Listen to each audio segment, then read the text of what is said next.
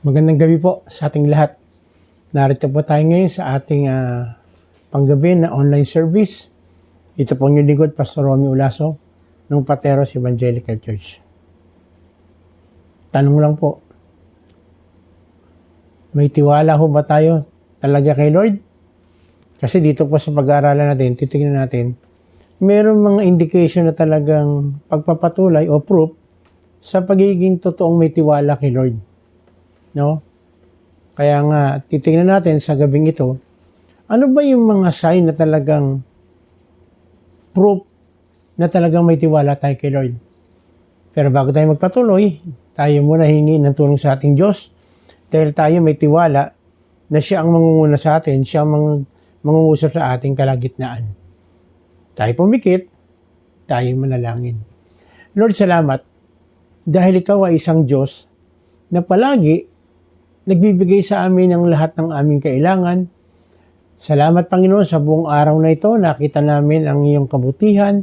Nakita namin kung paano kami pinagpala. Nakita namin ang masasabi namin totoong kabutihan ninyo sa amin sa buong araw na ito. Kaya sa gabing ito, Panginoon, tutunghayan namin yung salita at kagaya ng aming pag-aaralan, kami, Lord, ay may tiwala na mauunawaan at maiintindihan namin ang iyong salita sa pamamagitan po ng Espiritu Santo na siyang magbibigay po sa amin ng pangunawa. Makikita namin ang kahalagahan ng lubos na pagtitiwala sa iyong mga salita. Salamat, Panginoon, dahil alam po namin sa gabing ito, ikaw magbubukas ng aming isipan at ng aming puso para matuto kami, Panginoon, na tuluyang magtiwala sa iyong mga salita. Sa pangalan ni Jesus, ito pong aming samot dalangin. Amen. Amen. So, nandito po, pinapakita po sa pag-aaralan natin kung ano bang ibig sabihin, paano ba natin mapapatunayan na talagang mayroon tayong tiwala kay Lord. Unang-una, sino daw po ba yung mga taong talagang may tiwala sa instruction ni Lord? Letter A, yung consistent sa pagsunod. Awit 119 verse 44. Lagi akong tatalima sa bigay mong kautusan, susundin kong utos mo habang ako'y nabubuhay. Dito, sinasabi lang ng psalmist na dahil may tiwala siya kay Lord, lahat ng kautusan ni Lord talagang susunod siya, tatalima siya. No? Merong time, parang di natin maunawaan ang mga salita ni Lord. Ang totoong believers, nalapit sa Lord para maintindihan niya. Parang ginawa natin kanina po. Dahil alam natin na sa sarili nating pangunawa, sa sarili nating lakas, sa sarili nating talino, hindi natin kayang intindihin to. Kaya humingi tayo ng tulong kay Lord para maunawaan ito. Dahil kasi, ang pagsunod kay Lord, dapat consistent. Pero para magkaroon ka ng consistent na pagsunod kay Lord, dapat palagi tumatalima tayo sa kanyang mga salita. Parang sinabi rito sa awit 119, verse 33. Sabi dito, ituro mo, O Yahweh, layunin ng kautusan at iyon susundin ko habang ako'y nabubuhay. Kung titingnan po ninyo, yung binasa natin kanina, tatalima daw siya kay Lord habang buhay. Ito, sinasabi na naman dito, no? Ituro mo, Yahweh, layunin ng kautusan at iyon ang susundin ko habang ako'y nabubuhay. Totoo, palagi natin na pag-aaralan to. Paano kang susunod o magtitiwala sa isang Diyos na hindi mo kilala? Pero makikilala mo siya kung babasahin mo lang ang kanyang mga salita. Kaya sabi rito, panalangin ng psalmist, ituro mo, Yahweh, layunin ng kautusan at yun ang susundin ko habang ako'y nabubuhay. Kung alam mo yung dahilan kung bakit mo sinusunod ang isang bagay, madaling sumunod. Mahirap gawin ang isang bagay ng kautusan kapag hindi mo na alam ang dahilan kung bakit mo sinusunod yun. No, kaya nga sabi dito ng psalmist, gusto niyang malaman, parang ganito, palagi kong sinasabi ito, bakit ka ba sumusunod sa tatay at nanay mo na mag-aral kang mabuti? Alam mo ang dahilan. Bakit? Dahil alam mo may magandang kinabukasan kapag nag-aral kang mabuti. Bakit ka ba nagsisikap magtrabaho? Nagsisikap ka magtrabaho. Bakit? Kasi alam mo yung dahilan. Pwede itong maging dahilan para ma-promote ka. Ha? Bakit ka ba nagpupunta sa church? Ang dahilan, utos ito ng salita ng Diyos. So kung utos, dapat sinusunod. Kaya lang, hindi mo maunawaan, hindi natin basta maunawaan ang kanyang salita. Kaya kagaya ng ginawa natin, nanalangin tayo. Humingi tayo ng pangunawa. Kasi kung gusto mo maging consistent sa pagsunod kay Lord, dapat alam natin ang details ng kanyang salita. Diba? Kasi parang kagaya sa isang opisina, hindi mo masusunod ng details yung mga rules and regulation office ninyo kung hindi mo alam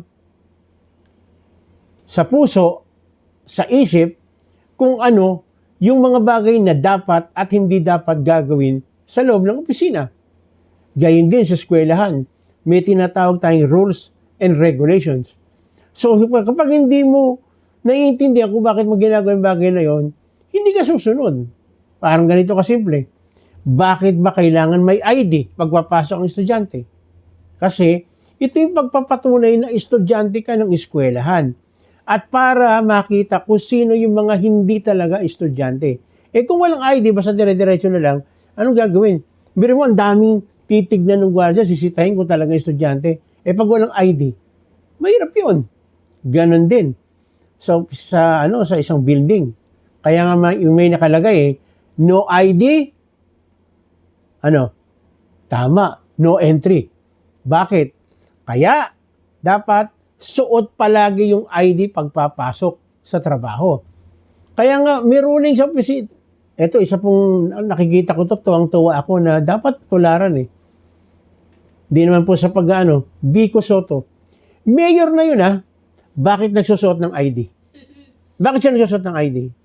Kasi gusto niyang ipakita sa lahat ng empleyado sa Pasig, kailangan isuot ang ID para kilala ka. Sumusunod ka dun sa ruling. So, magandang halimbawa si Vico. Sinusuot niya, pinapakita niya, kung papansinin po ninyo ngayon, yun na mga nasa local government ngayon, nakasuot ang ID. Karamihan. Bakit? Nakita nila yung benepisyo So, kung may tiwala ka kay Lord, consistent ka sa pagsunod, bibigyan mo ng importansya ang kanyang salita para maging consistent tayo sa ating pagsunod. Pangalawa, bakit ba may tiwala ang psalmist? Bakit niya binibigyan ng importansya? Consistent siya sa pagsunod. Bakit? Willing kasi siya na sumunod. Iba po yung consistent sa pagsunod, tsaka doon sa willing kang sumunod. Pag sinabing consistent ka, ginagawa mo lahat ng bagay nito. Pero, kung hindi ka willing sumunod, hindi ka magiging consistent. Kaya sinabi niya rito sa awit 119 verse 45, ako na may mamumuhay ng payapa at malaya, yamang ako sa utos mo'y sumusunod namang kusa. Kapag kusa kang sumusunod, ibig sabihin, nauunawaan at naiintindihan mo ang kanyang salita. Kagaya ng sinasabi ko, pinakamahirap sa lahat sumunod sa isang kautosan, labag sa iyong kalooban.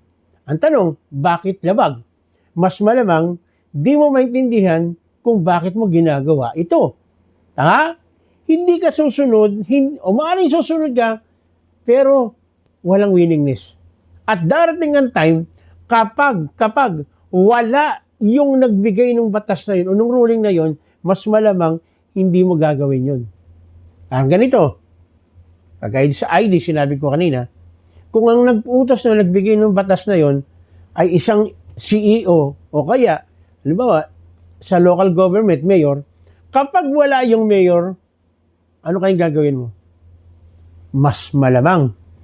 Dahil hindi ka willing sumunod, mas malamang hindi mo isusuot yan. Ano pa?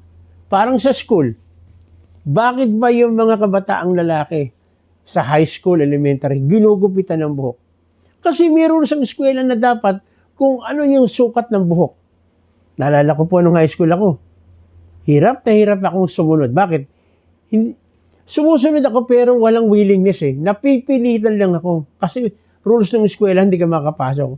Pero kung naiintindihan ko lang kung bakit ako kailangan magpagupit ng ganun. Kasi kasama po yun sa tinatawag na uniform ng school. Ang tanong, bakit naman yung iba nakakasunod? Bakit naman ako hindi? Ano ko? Matigas ang ulo. Walang willingness sa pagsunod. Kasi kung willing kang sumunod, ang daling sumunod. At kaya ka willing magsunod kasi naiintindihan mo yung kanyang salita. Kaya sabi po sa awit 119 verse 34, ituro mo ang batas mo at sisikapin kong masunod, buong pusong iingatan at susundin ko ng lubos.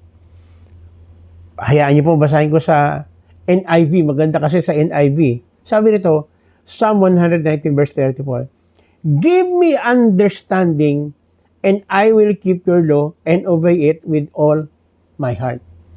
Yun po yung gusto nung psalmist.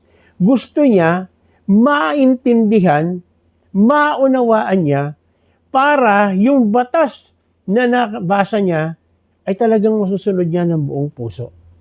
Alam niyo po, kapag willing tayong gawin ang isang bagay, iisa lang ang ibig sabihin nun. Naiintindihan natin kung bakit tayo sumusunod. Kaya consistent tayo sa pagsunod.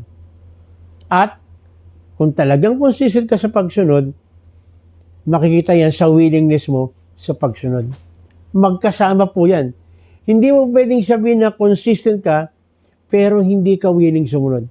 Kasi darating ang time, mapapagod ka, hindi mo na gagawin. Kasi walang willingness eh. Natatakot ka lang, baka mamaya mawala o makick out ka sa eskwelahan o mawala yung benepisyo mo sa trabaho mo. Pero kapag willing kang sumunod, ang daling gawin. Kung sa ano parang pangkaraniwan na kasi sa'yo. Bakit? Kasi willing ka eh. Willing ka. So, ang may tiwala sa Diyos, consistent sa pagsunod, willing sa pagsunod, letter C, consistent sa pagbabahagi. Awit 119, verse 46. At maging sa mga hari, ang utos mo'y babanggitin, hindi ako mahihiya na ito ay aking gawin. Sabi mismo ng psalmist, no, dahil siya ay totoong consistent sa pagsunod, dahil siya ay willing sumunod, hindi mo mapapansin na ibabahagi mo na ito kahit kaninong tao. Kagaya rin sa sinabi, even sa hari. Bakit? Kasi mapapansin ng mga tao yung bakit ganyan? Parang consistent ka sa pagsunod sa Diyos sa pinaglilingkuran mo. At nakikita kong masaya ka doon sa ginagawa. Bakit? Kasi nandun yung willingness eh. At kapag ganyan, makikita ng lahat ng ibang tao yan, magiging good influencer tayo. Makikita nila, abay kung ganyan lang ang maging Kristiyano, gugustuhin ko na maging Kristiyano. At sabi rito, hindi ako mahihiya na ito ay aking gawin. Magkakaroon pa po tayo ng boldness na sabihin ang tungkol sa kabutihan ng ating Diyos. No? Makikita nila na, ay, totoo nga palang lingkod ito ng Diyos. Kaya nga sabi rito, at maging sa mga hari ang mga utos mo'y babanggitin. Ibig sabihin, kahit sinong taong makaharap, talagang sasabihin, ipangangaral, sasabihin yung kabutihan ng Diyos. Sasabihin niya, alam mo, kasi gusto kong sumunod kay Lord, ang daming mga nangyaring magaganda sa akin. Alam mo, dahil tuloy-tuloy ang pagsunod ko kay Lord, kaya tuloy-tuloy din yung blessing. Tuloy-tuloy din yung pag-iingat niya. At magugulat yung mga taong nasa paligid, paano mong ginawa yung bagay na yon? Kasi, ang lahat ng sumusunod kay Lord, ang lahat na patuloy sumusunod kay Lord, consistent sa pagsunod, at willing sumunod, hindi po pwede na hindi i-bless ng Lord. Totoo po yan. Kaya naman, di ba ang sarap mag-bless, ay ang sarap magbahagi ng salita ng Diyos? Pag na-experience mo, in-amaze ka doon sa mga ginawa ng Diyos sa buhay mo. Kaya hindi nakakahiya. Ipagmalaki. Sabihin natin na ito ang aking Diyos. Ito yung nagpapala sa akin. Kaya ko nagagawa ang maraming bagay na ang hirap gawin, nagagawa ko ito kasi meron akong Diyos na sinusunod ko at meron akong Diyos na willing kong sundin ang lahat ng kanyang mga utos. Ang totoong nagtitiwala sa mga salita ni Lord at naranasan ang magandang resulta sa pagsunod, ipagmamalaki niya ang salita ng Lord at papahayag kahit kanino ang resulta ng pagsunod kay Lord. Totoo po yan. Yeah? Totoo po yan. Kapag naranasan mo yung kabutihan at yung pagpapala ng Lord, hindi mapipigilan na hindi mo sabihin sa lahat ng tao na makakasalumuha mo. Bakit ang galing mo nakatapos ng pag-aaral yung anak mo? Si Lord kasi. Nakaya mo yun na pag-aaral mo, ang dami ng anak mo. Si Lord ang nag-provide. Ang layo nung nilalakad, hindi ka ba napapagod? Si Lord ang nagbibigay ng kalakasan. Ang dami mo pinagdaanan pero nakatayo ka pa rin, nakangiti ka pa. Si Lord ang nagbibigay ng joy. So lahat ng gagawin natin, lahat ng mga bagay na makikita ng ibang tao na merong kakaiba, may something sa atin, hindi tayo maghihiyang sabihin ito kasi may tiwala tayo kay Lord eh. Consistent tayo sa pagsunod sa Kanya. At willing tayong sumunod. Kaya naman si Lord, willing din na tayo pagpalain at makikita natin ang napakagandang resulta nito kung totoong may tiwala tayo sa ating Diyos.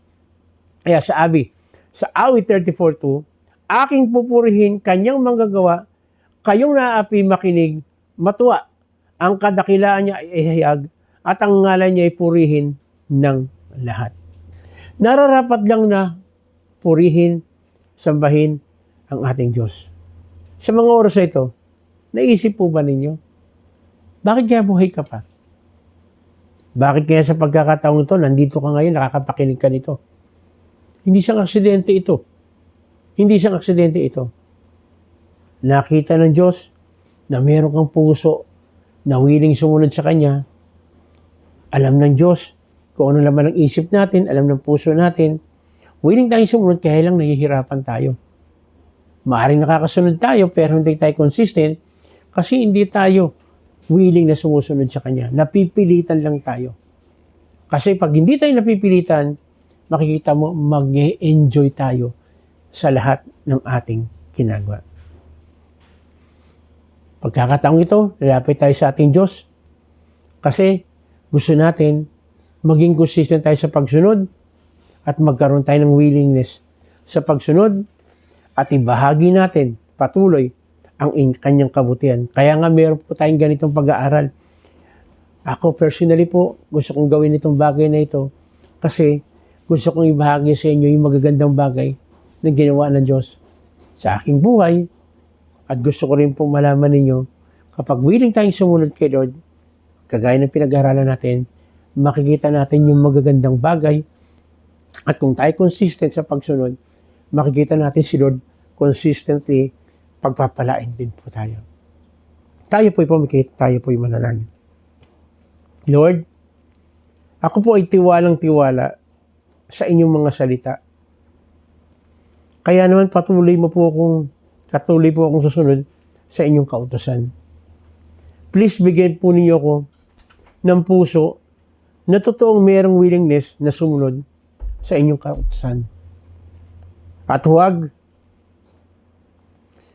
huwag po akong maging madamot na ibahagi sa iba ang magandang resulta ng pagsunod ko sa inyong mga maalindawin. Kaya sa mga oras ng Panginoon, kapatid, ito yung pagkakataon, kagaya ng sinasabi ko, pinag-pray natin, ayaw kong maging madamot.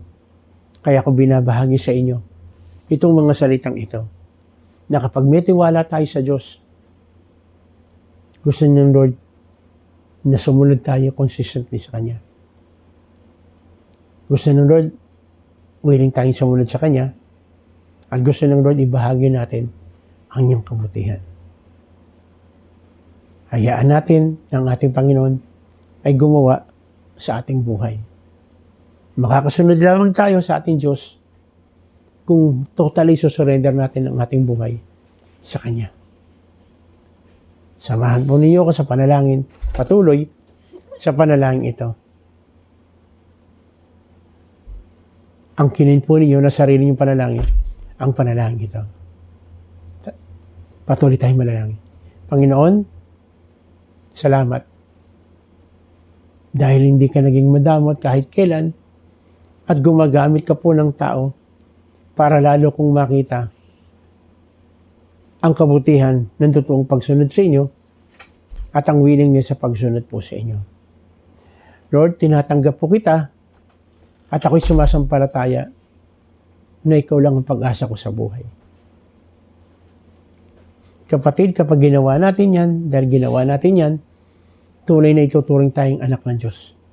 At bilang anak ng Diyos, tayo tutulungan ng Diyos ng ating Panginoong Kristo para makasunod at magkaroon ng willingness sa pagsunod.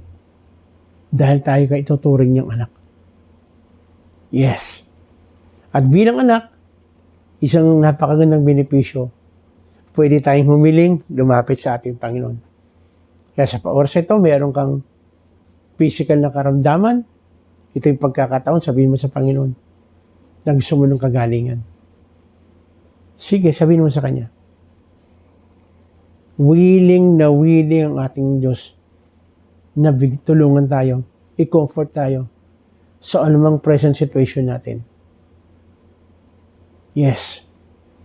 Even yung ating physical na karamdaman, pwede tayong comfort ng Lord. Pwede tayong bigyan ng kagalingan. Lumapit ka sa Kanya. Sabihin mo sa Kanya, gusto mo ng kagalingan. Gusto mo ng comfort. Hallelujah. Hallelujah. Gusto mo rin ng peace of mind? Kapag wala tayong kaaway, walang nagagalit sa atin, o wala tayong kaaway o inaaway, makikita mo, ang sarap mamuhay. Kahit saan ka pumunta, ay welcome ka. Welcome tayo. Kaya kung mayroong mga taong nakasakit sa iyo, sa atin, ito yung pagkakataon. Ngayon pa lang, patawarin na natin sila. Bigyan tayo ng borders ng Lord. Kung kinakailangan, tayo nang lumapit. Ayusin natin yung problema. Dahil ayaw ng Lord na meron tayong kaaway. Gusto ng Lord maging iwin natin yung mga tao para sa Kanya. At mangyayari lamang yon kung hindi tayo nagtatanim ng galit sa ating kapwa. Maaring ikaw nakasakit sa Kanya o siyang nakasakit sa atin, tulungan tayo ng Diyos na matutong magpatawad at matuto rin tayo humingi ng tawad. Ngayon na rin, nahihirapan ka sa mga panahong ito, parang kapus na kapus ka. Gustong-gusto ng Diyos na ibigay sa atin ng pagpapala. Pero kailangan may tiwala tayo sa Kanya. At gagamitin tayong channel of blessing ng Lord kung tayo ay consistent na susunod sa mga sinasabi o Kanyang mga utos. Lahat ng mga meron tayo resources, tulungan tayo ng Diyos. Hilingin natin, yes Lord, tulungan niyo po kami Lord na maging good steward kami doon sa mga resources na ginamit. Gamitin namin po ng tama. Gastusin namin ng tama. Hindi mo kami pinagpapala, Lord, for the sake na maging waldas kami. Gastusin namin sa walang kapararakan. Dahil pinagpala mo kami, Panginoon, para maging channel of blessing kami sa mga taong nasa paligid, sa mga taong nangangailangan. Yes, Lord. Yes, Lord. Kaya na rin, dalangin po namin, Lord, ang patuloy na paglaya doon sa mga gawa ng kalaban na pilit nilalagay sa amin, sa aming isipan, sa aming puso, na huwag kami sumunod sa inyo ng maayos. Lord, tulungan niyo po kami, Panginoon, maalis yung katamaran sa amin, yung complacent, lax.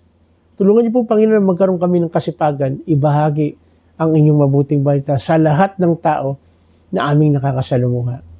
Yes, Lord. Yes, Lord. Lord, salamat sa mga kapatid nagdidiriwang ng kaarawan, anniversary. Pagpalain niyo po. Salamat, Panginoon, sa extension ng buhay na dinigay mo po sa bawat isa. Kay Chukord, pagpalain mo po siya, Lord. Dahil alam po namin na hindi madadagdagan ang kanyang kaarawan kung hindi dahil po sa inyo. At sa iba pa naming kapatid, nagdiwang ng kaarawan, pagpalain niyo po ang bawat isa.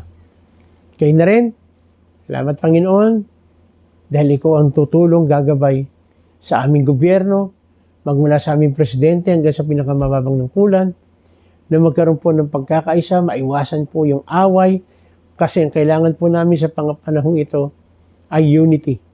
Lalo na po, Lord, dumarating na, nandyan na po yung mga sign ng sinasabi ng salita na malapit ka na dumating, malapit ka na bumalik. Kaya dapat mag-double time about siya sa amin na talagang bigyan namin ng importansya ang inyong salita.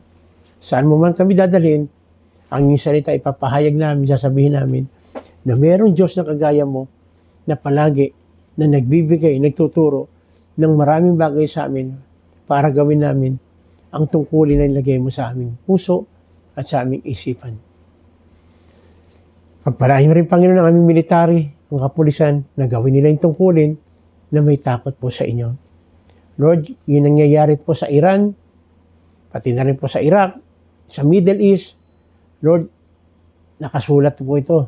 Nakalagay po ito sa inyong mga salita. Kaya hayaan niyo po, Panginoon, na kami ay mag-double time din sa pagbabagi. Lalo-lalo na po, Lord, kung may pagkakataon kami doon sa Middle East, may bahagi namin na kayo talagang totoong pag-asa. Na kayo talagang totoong magpapalaya. Ikaw talaga ang mag-aalis ng mga bagay na kinatatakutan ng bawat isa. Dahil ikaw po ang katiyakan ng buhay. Lord, pagpalain mo po ang aming mga leaders, mga spiritual leaders. Hayaan niyo po, Panginoon, na patuloy magamit po sila sa bawat kagaya namin nangangailangan po ng tulong, paliwanag sa inyong mga salita. Lord, ang inyong mga salita, ang patuloy na magiging pamantayan namin sa aming buhay. Muli, Panginoon, pagpalain mo ang bansang Israel. Dahil ikaw mismo nagsabi, ang sino man magpala sa Israel ay yung pagpapalain. Lord, sa gabing ito, salamat po ng marami sa iyong mga salita na nagbigay sa amin ng encouragement para lalo na maging consistent kami sa pagsunod, maging willing kami sa pagsunod at ibahagi namin ang iyong mga salita, ipagmalaki ka namin dahil dapat ka naman talaga ipagmalaki at dapat kang bigyan ng glory at honor sa patuloy na ginagawa mo sa buhay ng bawat isa sa amin. Lord, salamat po. Dahil alam po namin na ngayon pa lang dinunig mo na at ngayon pa lang inaangkin namin na mangyayari, magaganap ang kahilingan namin ito kasi hinihingi po namin ito sa pangalan ng aming Panginoong Sus. Lahat po tayo magsabi ng Amen.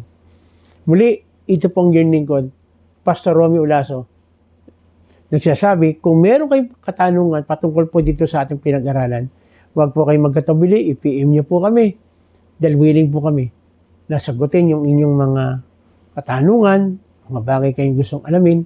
Willing po kami sumagot doon sa inyong mga katanungan. At please, pakiusap lang po. Kung kayo naman po ay nakaranas ng totoong himala ng Diyos, lalo na meron kayong mga karamdaman na gumaling, please PM nyo rin po kami. Dahil ito po ay isang kagalakan, kasiyahan sa amin na malaman namin na meron na namang himala o meron na namang ginawa ang Diyos sa buhay ng bawat isa. Muli, ito po yung lingkod, Pastor Romy Ulaso, ng Pateros Evangelical Church, nagsasabing, pagpalain po tayo ng ating Panginoong Yesus.